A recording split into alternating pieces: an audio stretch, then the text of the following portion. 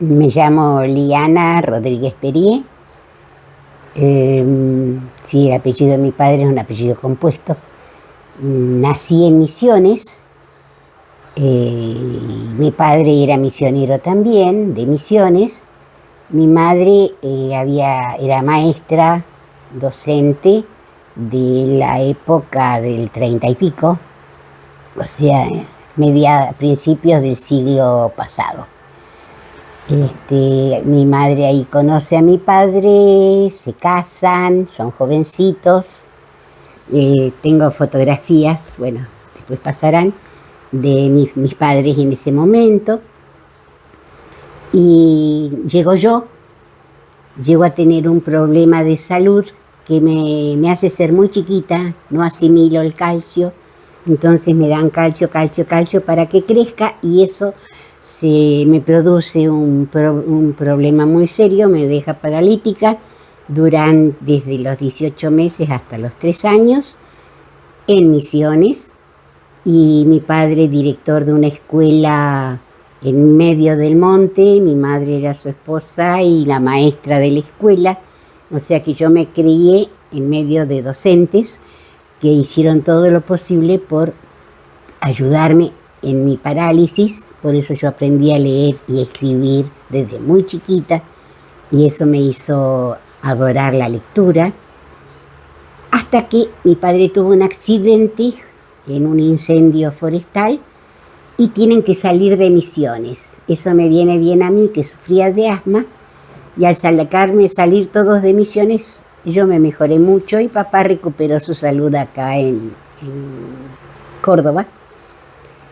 Y así llegamos nosotros a Córdoba cuando yo tendría más o menos unos 5 o 6 años. ¿Qué año era? En 1945, 1944. En el 44 mi madre estaba nombrada en Dianfunes, papá estaba mejorando su salud en Cosquín. Yo hice mi primera comunión en Dianfunes, y entonces cuando papá ya queda habilitado a retomar su trabajo, las nombran a papá y a mamá juntos en una escuela acá, en Valle Hermoso, que era una escuela nacional de la Ley Laínez, la escuela 145. Papá y mamá nombrados en la escuela, pero la escuela ya tenía directora, o sea que no la podían exonerar. Entonces, hasta que llegara la jubilación de esta señora bien mayor, doña María Esther Herrera de González Elizalde, todo un apellidazo era.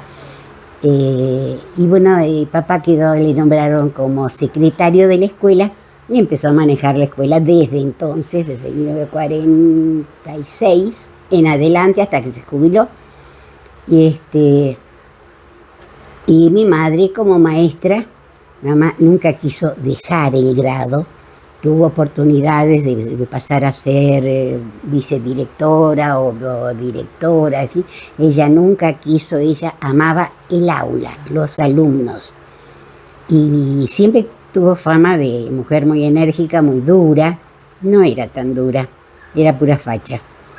La única que yo también le tenía mucho miedo, igual que mis compañeros, pero en fin, eso era. Mi padre era la bondad personificada, entonces era quien hacía el sub y baja entre los dos. Mi papá fue muy, muy amante del pueblo de Valle Hermoso y fue muy querido de la gente de Valle Hermoso. Incluso los que papá era profesor de historia, además de ser docente de escuela primaria, había hecho el profesorado de historia y de geografía. A mí me había llamado la atención siempre que él daba clases de latín y de griego en un bachillerato que había acá cerca, un bachillerato humanista que tenía latín y griego. Y después de grande recién asocié de que el profesor de historia, recibido de profesor, tenía muchos conocimientos de latín y de griego. Por eso es que mi papá incluso amaba el griego y lo hablaba casi correctamente. Había gente griega acá que vivían acá en Valle Hermoso y se reunían, eran amigos de papá, porque a papá le encantaba intercalar los temas que él conocía. Papá era muy culto y era muy humilde, jamás lo demostró, pero los alumnos lo adoraban. El día de hoy, compañeros míos del secundario que fueron sus alumnos, el día del maestro o el día del profesor, mandan por Facebook o lo que tengan a mano el recuerdo para el maestro Rodríguez. Y yo me gustaría muchísimo que en Valle Hermoso hubiera una calle que se llame Maestro Rodríguez, porque mi papá formó parte de cuanta comisión hubiera en Valle Hermoso. Nunca fue presidente, siempre o secretario o vocal, o sea, donde había que laburar, ahí estaba él. Como era un hombre muy culto, por esa misma causa es que tenía pocas fotografías, porque en las mesas directivas raramente estaba él. Pero así era mi padre, gracias a Dios. Es una de las bendiciones que me dio la vida estar en este hogar. Yo llegué a Valle Hermoso con 4 o 5 años, pero ya estaba en lo que era tercer grado de la escuela primaria, porque en aquella época no había la restricción que hay ahora, que antes de los 6, que no entran, que no son. Cuando a mí me tocó la escuela primaria, te ponían en el grado que correspondiera de acuerdo a tus conocimientos. Y yo entré directamente con 5 o 6 años, entré a tercer grado directamente. Nunca fui una alumna excepcional, porque siempre fui bastante vaga. Y cuando llegué, una anécdota, así, cuando llegué a sexto grado, había un sexto A y sexto B. Yo estaba en el A, y el mejor alumno del sexto B tenía exactamente las mismas notas que yo.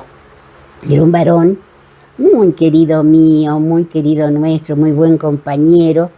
Daba la casualidad que los dos cumplíamos años el 9 de julio. Y bueno, llega el primer 25 de mayo y tienen que elegir el abanderado. Y estaban las notas de Luis María y mis notas. Yo me había hecho ilusiones de que yo iba a ser la abanderada. Pero en la igualdad, dice mi padre, no, el abanderado va a ser Luis María. Yo debo haber puesto una carucha medio fiera, que mi papá me dijo, Liana, si llega a haber viento, la bandera te va a arrastrar. Entonces con eso me calmaron y Luis María fue el abanderado de todo ese año. Y me acuerdo que yo así, gimoteando, le decía, sí, pero yo no tengo la culpa. Si yo no fuera tu hija, seguro que sería la abanderada. Decía, yo no tengo la culpa de eso. Y me acuerdo que papá se solía reír. Me decía, no tenés la culpa, pero la tenés que sufrir. O sea, eso es una anécdota de mi infancia.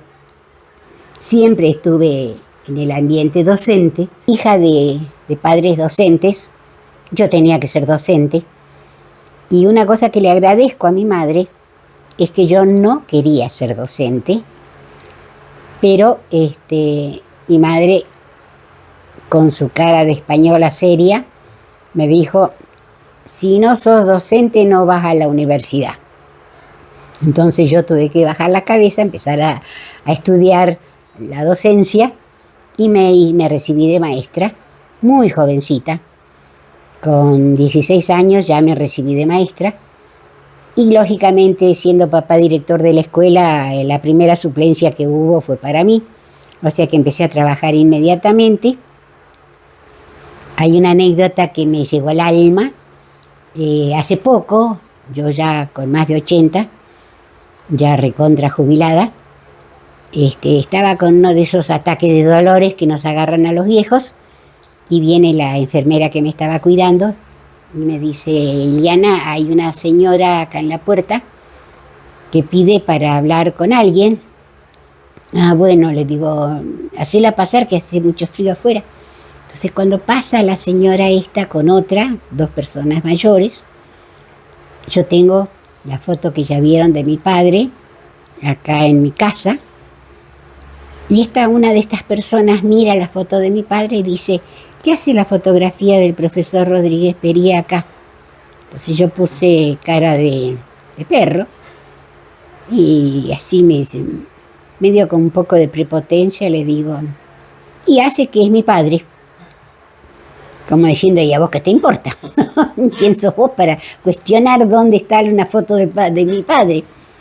Entonces directamente se dulcifica la mirada de esta mujer y me dice, ¿y vos sos Liana? Entonces, ¿glut? Dije yo, ¿de dónde me conoces? Y dice, bueno, hace mucho tiempo y lo más probable es que debes haber cambiado algo vos. Ya me di cuenta que venía por la época de escuelas y me dice, escuela 145, año 1957, 1958. Dice, yo soy Sonia. A mí se me abrieron los ojos y le digo, ¿Sonia Mason? Sí. Y se acuerda de mi apellido, alumna en primero superior. Así que esa es una de las tantas anécdotas hermosas. Se presenta y dice, sí, soy Sonia Mason.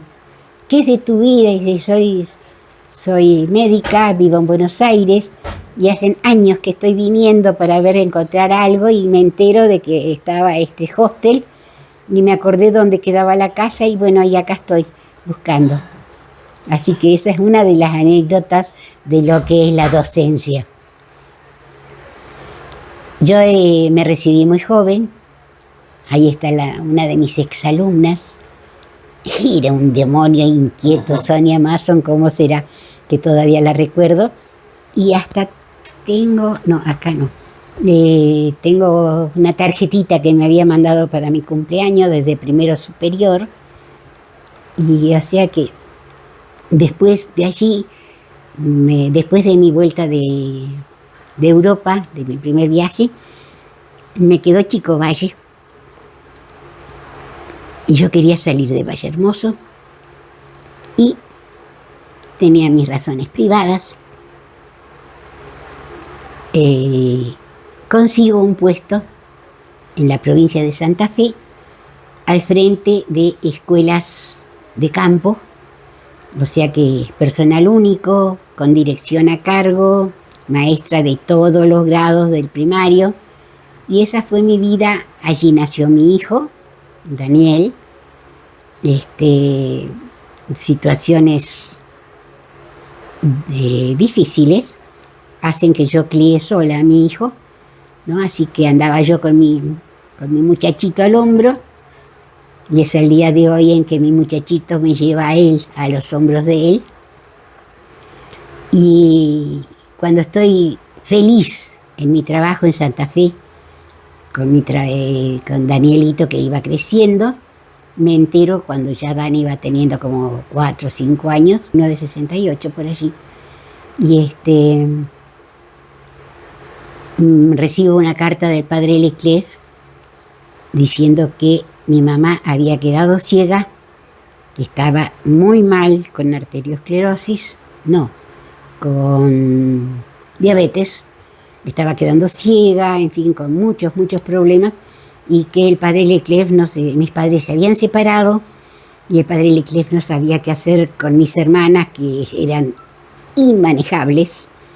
Entonces, bueno, renuncio en Santa Fe y me vengo a hacer el peor negocio de mi vida, pero que el día de hoy no me arrepiento de haber dado ese paso, porque pude ocuparme de mi madre durante los años que vivió. Fueron años difíciles porque yo salía de ganar muy bien, de trabajar en lo que me gustaba, a hacer lo que encontraba. Lo que encontraba es retazos de bachillerato, de magisterio. O sea, cuando había alguna suplencia la hacía.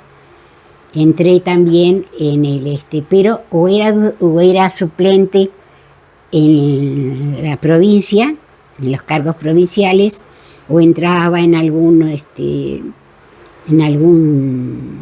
escuela secundaria, daba en botánica y zoología en 3 escuelas terciarias, secundarias de la zona, pero de todas maneras eso no me daba para vivir. Entonces sigo en el magisterio mientras puedo, hasta que la directora que tenía en ese momento para darme una mano me presenta en el IOSE de Cosquín, la obra social del ejército, y dejo el magisterio y entro a trabajar en el IOSE, que económicamente me dio una estabilidad, una seguridad, y gracias a eso pude llevar una vida más tranquila y pudiendo ocuparme de mi madre hasta que fallece varios años más tarde. Mamá muere en el 80, en 1980 o 81, en el 80. Y ya la tuve internada en San Camilo, la trataron hermosamente bien. Ella me pidió que la llevara a San Camilo porque la madre superiora de San Camilo era amiga personal de ella. Así que, bueno, cuando yo venía de trabajar de Cosquín, del IOSE de Cosquín, todos los días pasaba a verla. Y bueno, y en eso mi vida cambió. Dejé el magisterio y seguí trabajando para seguir adelante con mi hijo. Lógicamente yo no podía vivir en la casa de mi madre porque la relación con mis hermanas estaba muy tirante. Yo era quizá demasiado exigente de que las cosas tenían que ser como debían ser, sí o sí, y mis hermanas querían como fuera, como ellas querían, sí o sí. O sea que era muy tirante y yo no quería esa situación para criar a mi hijo. Pero entonces conseguí vivir en una casita de unos amigos que me la prestaban, pero yo tenía que hacer mi comida y todavía a veces tenía trabajo, a veces no. Y yo sacaba, cuando tenía trabajo iba a una carnicería y cuando no tenía trabajo no sacaba cuenta, no hacía cuenta. Tal es así que en una familia, en una carnicería de Paredes, que era una linda carnicería de acá de Vallehermoso, me para Paredes un día en la calle y me dice: perdóneme, Eliana, dice, pero ¿usted está comprando en otra carnicería? Ese era un momento malo, sin trabajo. Y yo tenía una perrita preciosa, ¿no? En que Paredes me solía dar huesos y los recortes de carne para mi perra, ¿no? Y le digo: no estoy comprando en ningún lado, mire, Paredes, lo que pasa es que estoy sin trabajo y no me quiero cargar de deudas. Entonces me dice Paredes: bueno, Eliana, pero ¿usted sigue teniendo su perrita? Sí, sigo teniendo a Bonza. Bueno, pase por la carnicería que yo le voy a guardar todos los recortes para su perra. Bueno, así hice, paso por la carnicería y cuando abro en mi casa el paquete, veo que aparte había otro paquetito más chico, muy envueltito, y donde habían unos churrascos preciosos, unas costeletas hermosas, de a 2 o de a 3, ¿no? Y ya me había dicho Paredes: pase el lunes o pase el sábado o pase el día, me daba el día en que yo tenía que pasar para encontrar ya mi bolsita preparada. Y en esa bolsita venían unos hermosos churrascos que no eran para mi perra, eran para mi hijo y para mí. Y esa era la solidaridad que existía en Vallehermoso, porque no fue el único caso. Fueron muchos casos, no solamente para mí, sino para mucha gente que necesitaba una mano y los vecinos se la dábamos. Eso era Vallehermoso, que hizo que yo amara Vallehermoso y lo siga sintiendo como mi tierra, mi lugar en el mundo, como dice la película.